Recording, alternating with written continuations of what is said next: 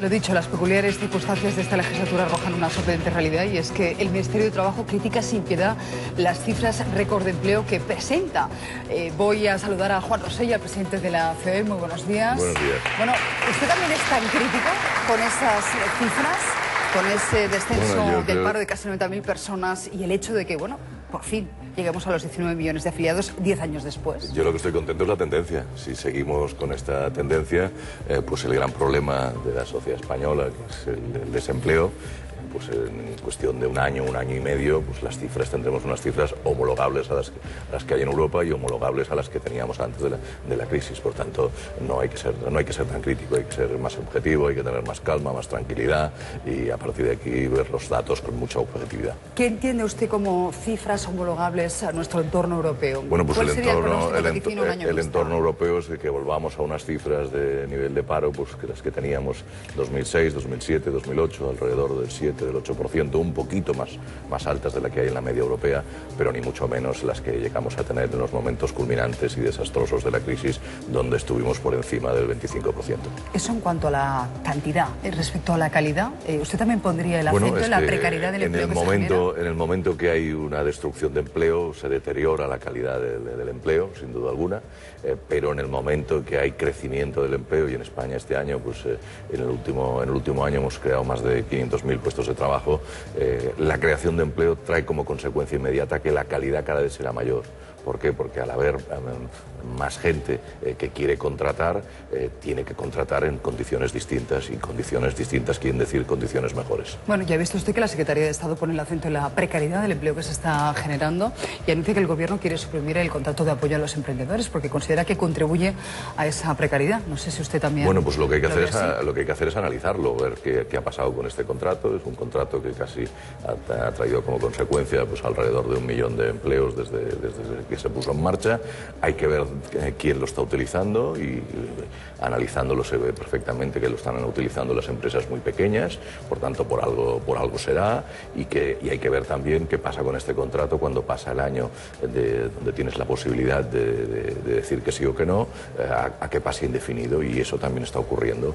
Por tanto hay que analizarlo. ¿En cuanto a cuántos de esos contratos pasan luego a ser indefinidos? Es muy difícil indefinidos, porque este tipo de contratos van para adelante, para arriba y para abajo, pero yo creo que es una buena posibilidad, y más de la mitad se están después convirtiendo a indefinido mirándolo globalmente.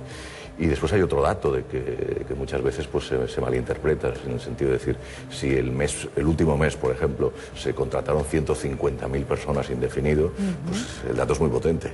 Digamos, es verdad que en España en este momento el número de contratos que se hacen pues, es extremadamente alto. Pero claro, ahí entramos en una dinámica de que una cosa es la ley y otra cosa es la realidad del día a día. Y entonces, ante una empresa, por ejemplo, tiene 365 días al año. Es lógico que la empresa haga 220 contratos, que son los días que realmente se trabajan. Eso legalmente es posible. La pregunta ¿es lógico? Y yo contesto, no es lógico.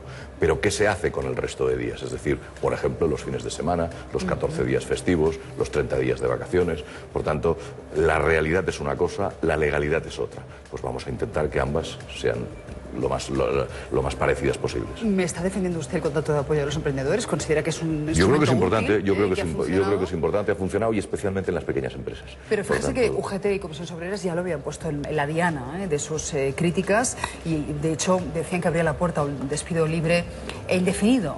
Yo creo que digamos, gratuito, si ha funcionado y ha funcionado en las pequeñas empresas, habrá que preguntarle a estas empresas por qué lo están utilizando. Y si cambiásemos de contrato, ¿por qué otro tipo de contrato, íbamos a poner encima de la mesa? Es cuestión de analizarlo. Entiendo que esto lo van a analizar ustedes. Bueno, hay una reunión prevista la semana próxima. Continuamente con los Pedro sindicatos. Sánchez, con el presidente. ¿Hay fecha ya exacta para Sí, es la semana que esa viene. reunión? La semana que viene, no recuerdo qué día es, pero es la semana que viene. ¿Y va a ser uno de los temas a abordar, ese desmontaje de los Bueno, contratos? el primer día que hablamos con el presidente del gobierno y con la ministra de Empleo, pues abordamos por supuesto todos estos temas, porque hay algunos temas de que hemos pactado con los sindicatos y otros temas que los tenemos que pactar tripartitamente con el Gobierno y también con los grupos parlamentarios para intentar ir modernizando, ir adaptando a la realidad muchas de las figuras de la legislación laboral española, que viene de muy lejos, que no es posible desmontarla de hoy para mañana, pero que sin duda alguna necesita modificaciones. Otro de los proyectos del Gobierno es igualar la cotización de los contratos de manera que los indefinidos y los temporales coticen lo mismo. ¿Han hecho ustedes números? Sí, es lo que decíamos antes, de que debería ser más barato, debería ser mejor cotización a la Seguridad Social un contrato indefinido que un contrato temporal, que decíamos antes, un contrato de 365 días o un contrato de 220, pues está clarísimo cuál tendría que estar premiado y cuál que tendría que estar penalizado, pero a partir de ahí lo que hemos de hacer son números y poner planteamientos encima de la mesa. Lo que no podemos hacer es 17.000 tipos distintos de contratos que en este momento existen. El Gobierno también, este nuevo Gobierno es muy crítico con los contratos de formación, dice que no están de alguna manera reduciendo ahora mismo con la formación, el paro juvenil, que sigue siendo altísimo. Con la formación hemos de ser súper críticos todos con nosotros mismos. La formación pues no ha funcionado en los últimos años, por las razones que sean, la hemos de montar de nuevo. La cotización que los empresarios y los trabajadores hacemos a la formación en nuestras cotizaciones de Seguridad Social, que es el 0,7 del total de la masa salarial, representa unos 2.000 millones al año, y después hay cursos de formación. Eso tiene que venir ligado con el contrato de formación, pero tenemos que especificar perfectamente qué es un contrato de formación, qué es una beca, distintos tipos de contrato, de aprendizaje. Esto está en todos los países europeos y especialmente en los países en los cuales lo hacen mejor. Francia y Alemania, básicamente Francia y Alemania son los que nos gustan más a nosotros. Pues, copiemos, no inventemos, está todo inventado, veamos lo que funciona en otros sitios, por qué funciona en otros sitios, e incluso podamos abordarlo desde el punto de vista subsectorial, porque es muy distinto tener un aprendiz o tener una persona en contrato de formación en el sector de la industria o en el sector de los servicios. Claro. Mañana patronal y sindicatos firman ese acuerdo de subida salarial que incluye un 2% más un 1% variable en función de la productividad, el absentismo, los resultados. Tuvimos aquí la semana pasada a la ministra Magdalena Valerio y estaba muy satisfecha con ese primer acuerdo. Escuchen. Si tú afectas al mercado de trabajo y a los salarios de manera negativa, estás afectando también a las cotizaciones de la Seguridad Social, y la Seguridad Social empezó a entrar en un déficit importante y creciente en el año 2012. Así que es una magnífica noticia para los trabajadores presentes, pero también para los pensionistas, porque esto puede significar que empiece a mejorar, a recuperarse la tesorería, la caja de las pensiones. Bueno, el acuerdo empezó a negociarse hace un año con la ministra Fátima Báñez en el poder entonces. El caso es que ustedes a la firma han invitado a las dos ministras, a la actual y a la predecesora, ¿no? Sin duda alguna, digamos. El acuerdo, no el año pasado, sino que nosotros no fuimos capaces de firmar este acuerdo en el año 2017. Lo firmamos para el 15 y 16, el 17 no firmamos acuerdo y ahora hemos firmado el acuerdo para estos próximos 3 años. ¿Y por qué se cierra ese acuerdo justo cuando hay un cambio de gobierno? ¿Tiene algo que ver? ¿Ha influido de alguna manera? La dinámica es la dinámica que hay, y llega un momento dado de que pones encima de la mesa pues los pros y los contras. El año pasado pues todavía no sabemos por qué no lo firmamos, y en este momento pues era necesario, yo creo, desde el punto de vista país, desde el punto de vista confianza, desde el punto de vista de que sabemos de que tenemos que firmar cosas con los sindicatos y que tenemos que firmar muchas más con el gobierno y los grupos parlamentarios, y por tanto lo que no nos podíamos poner es piedras nosotros mismos en el camino. ¿Sabe usted que el gobierno empezó diciendo que iba a derogar la reforma laboral, luego ha hablado de retoques porque han reconocido que les falta apoyo parlamentario para derogarla, y Pablo Iglesias decía, bueno, es que no sé por qué han tirado la toalla tan rápido? Escuche su reflexión. Con la reforma laboral vamos a hablar, vamos a sentarnos con el PDeCAT, vamos a sentarnos con el PNV, y a lo mejor no estamos de acuerdo en todo, a lo mejor no podemos cambiarlo todo, pero algunas cosas sí. Claro, porque decía, es que rápidamente se han quedado con el retoque. Vamos a intentar hacer una transformación mucho más, digamos, revolucionaria, ¿no? No sé si derogarla, pero prácticamente cargársela. Usted en cambio la defiende. No, yo lo que defiendo es la modernización de la legislación laboral. La legislación laboral no solo es la reforma laboral del año 12 que hizo el gobierno Rajoy, sino las siguientes. La reforma laboral no solamente es contratos, sino que es contratos, que es formación, es prevención de riesgos laborales, es despidos, es flexibilidad horaria, es muchas cosas, y por tanto no se pueden cambiar todas de un plumazo, porque en España pues por decirlo en pocas palabras, tenemos 7.000 leyes laborales. ¿Cuáles derogamos? Todas y nos vamos al vacío. Yo creo que lo que hay que hacer es irlas evolucionando, las que no sirven irlas aparcando, irlas derogando y las nuevas ir introduciéndolas, como están haciendo en el resto de países. Y al final nos podríamos quedar con la legislación laboral suiza, que son 50 páginas. Solo.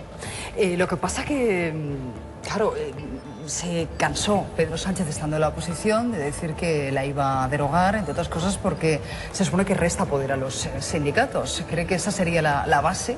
Yo creo que la negociación colectiva, con esa reforma la negociación colectiva en España es muy potente, viene de muy antiguo, tiene peligro de que siga siendo potente porque los interlocutores pues cada vez se van haciendo más mayores y no están siendo formados. Por tanto, yo lo que desde la organización empresarial lo que estamos defendiendo es vamos a potenciar la negociación colectiva, vamos a darles instrumentos, calidad, información, datos, estadísticas a los que firman, pues para intentar mejorarla. ¿Por qué? Porque no tiene nada que ver la negociación colectiva que hacíamos 40 años, donde no existía la economía digital y donde no existían los instrumentos que hoy en día tenemos, con una negociación que tenemos que tener. Pero si usted tuviera que hacer un balance de lo que es la reforma laboral del Partido Popular año 2012, ¿sería positivo o negativo? Yo creo que ha sido correcta, digamos, en unos momentos de crisis, y que en momentos que no hay crisis hay que afrontar la legislación laboral de distinta manera, especialmente para cuando venga la crisis no nos coja con el pie cambiado.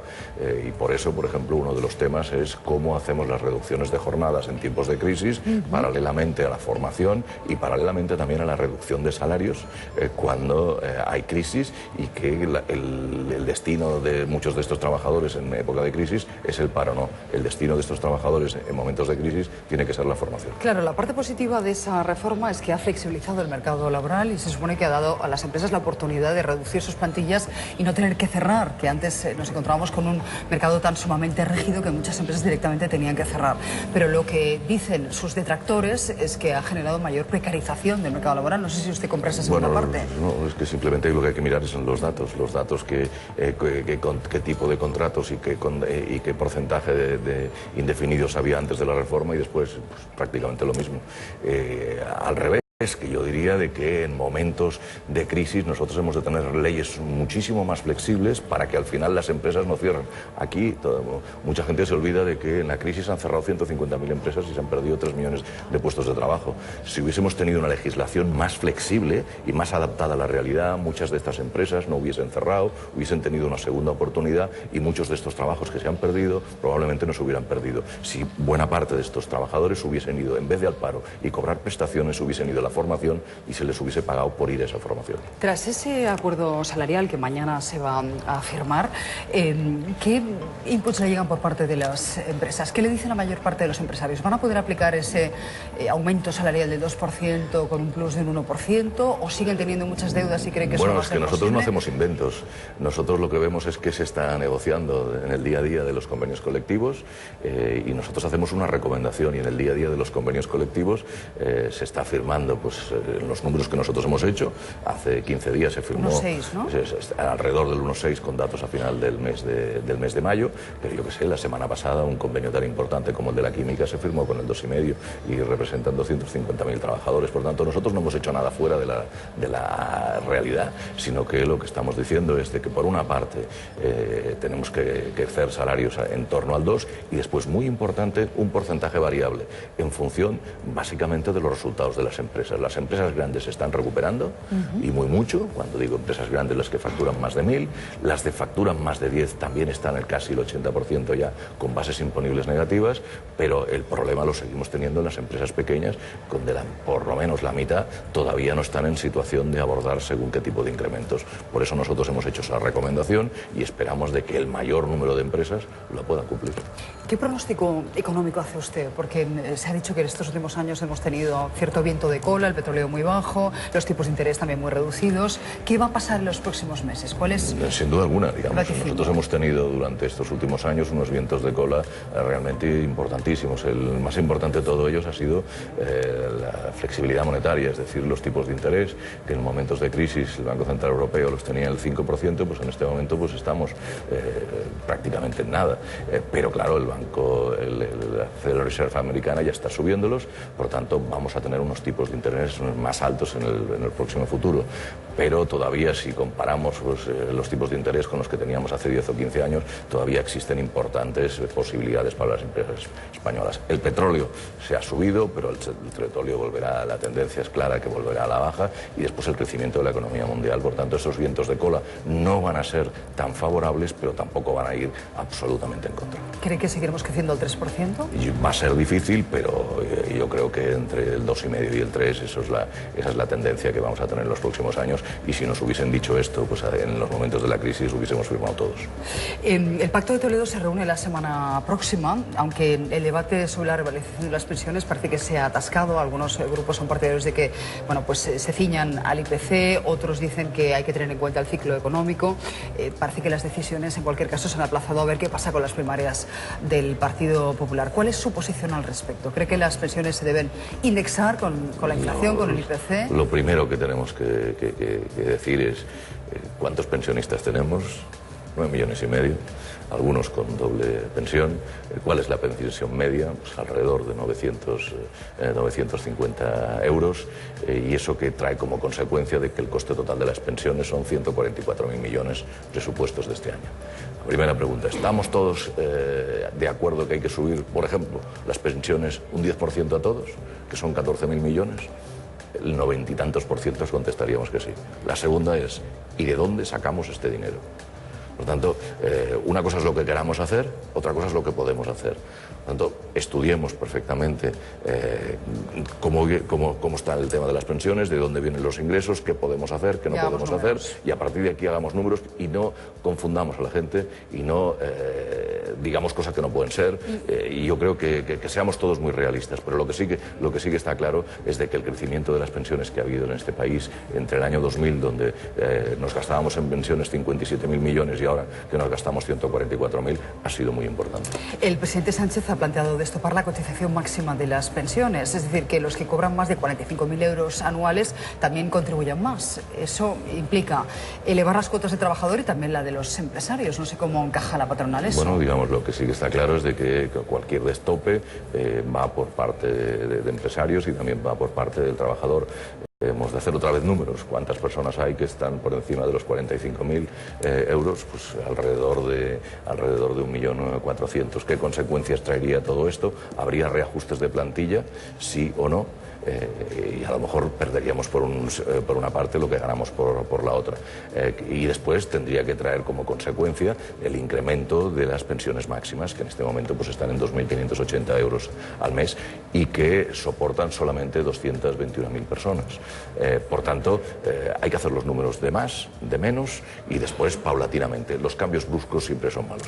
¿Aprecia usted cierta distensión en la crisis catalana? Se lo pregunto porque si hoy leemos las portadas tanto del País como La Vanguardia, ¿creen que están mejorando las expectativas de cara a la cita con Pedro Sánchez? Yo creo que en Cataluña... entre Pedro Sánchez y Quim Torra, y que la Generalitat además ha respondido con ciertos gestos a ese traslado de presos. Yo creo que en Cataluña todo lo que sea tranquilizar, calmar, desinflamar, volver a empezar es muy difícil, pero poner encima de la mesa planteamientos totalmente distintos, pero hablarlos, yo creo que es bueno. Yo creo que la sociedad catalana, que está dividida en dos, lo que quiere es de que poner la problemática encima de la mesa y buscar soluciones, no soluciones mágicas y a lo mejor una única solución, sino buscar cuál es la solución que entre todos, pues, de alguna manera, podemos decir que sí.